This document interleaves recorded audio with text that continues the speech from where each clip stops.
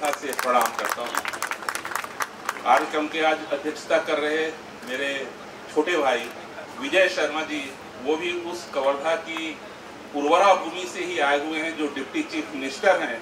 उन्होंने इस विषय की गंभीरता को समझा जो खंडेलवाल जी अभी पीड़ा व्यक्त कर रहे थे। मैं उन्हें अपना सादर नमन अर्पित करता हूँ और सारे विधायक जो मंच में यहाँ पर उपस्थित हैं, विशिष्ट अतिथि हैं, सबको मैं प्रणाम करता हूँ। यह एक बड़ी विडंबना है। छत्तीसगढ़ को लोग पिछड़ा प्रदेश बोलते हैं, लेकिन छत्तीसगढ़ में जो ज्वाला पैदा हुई थी उसका राष्ट्र में कहीं पर उदाहरण नहीं होता है, कहीं दिखता नहीं है। एक मंगल पांडे थे जो 1857 की आग लगाई थी। 1945 में पंडित लखनलाल मिश्र थे जो ब्रिटिश पुलिस दरोगा के रूप में रेलवे स्टेशन दुर्ग में खुलेआम, जब वहां के दुर्ग के बड़े बड़े लोग उपस्थित थे, सरयू प्रसाद गुप्ता, धर्मपाल गुप्ता के पिताजी जो संविधान में हस्तक्षेप रखते थे, ऐसे लोगों के सामने मोहनलाल बाकलीवाल, उन्होंने सूत की माला ली और पुलिस की वर्दी में रामाराव कृष्णाराव पाटिल जो ICS थे, जो दुर्ग में कलेक्टर रह चुके थे, उन्होंने इस्तीफा देकर के वो नागपुर जा रहे थे, रेलवे स्टेशन उन्होंने माला पहना दिया और महात्मा गांधी की जय घोष करते हुए कहा कि आप सर जिस रास्ते पे जा रहे हैं मैं भी उसी रास्ते पर आ रहा हूं। तत्काल उन्हें अरेस्ट किया गया और दूसरे दिन के समाचार पत्रों में, टाइम्स ऑफ इंडिया में, पूरे देश में यह समाचार छपा हुआ था कि पुलिस के द्वारा विद्रोह कर दिया गया है छत्तीसगढ़ के एक छोटे से स्थान जिसको दुर्ग कहते हैं, वहां पर 2 साल तक उनका इस्तीफा स्वीकार नहीं किया गया।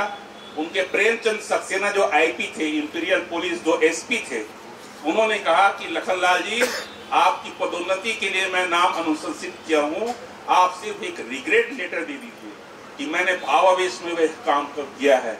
उन्होंने कहा कि मैंने जो कार्य किया है उसका मुझे कोई खेद नहीं है, अपितु गर्व है, और उन्होंने सरकारी नौकरी से इस्तीफा दे दिया। 2 साल तक भटकते रहे, उनको तनख्वाह नहीं दिया गया, उनका इस्तीफा स्वीकृत नहीं किया गया। और 1948 में जब पंडित रविशंकर शुक्ल मुख्यमंत्री थे, उस समय उनको स्टेट विजिलेंस ऑफिसर का पद ऑफर किया गया, क्योंकि उस समय शासन की पॉलिसी थी, जिन्होंने सरकारी नौकरी से इस्तीफा दिया था सरकार उनको ससम्मान ऑफर देती थी। और यही RK पाटिल थे, वो मिनिस्टर थे, वो जानते थे। लेकिन पिताजी ने, पंडित लखनलाल मिश्र ने कहा कि मैंने आजादी की लड़ाई, भारत माता की सेवा की है, उसका मैं कोई कीमत और मोल नहीं दे लेना चाहता हूँ। ऐसे थे लखनलाल मिश्र। दूसरी लड़ाई, आज देश स्वतंत्र है, हमको लड़ना पड़ रहा है। अजय खंडेलवाल जी जो है, उन्होंने अपनी पीड़ा व्यक्त की। 6 साल तक पंडित लखनलाल मिश्र की मूर्ति यहाँ पे धूल खाते हुए पड़ी थी, किसी को होश नहीं था। ये एक पुत्र की पीड़ा है, व्यथा है।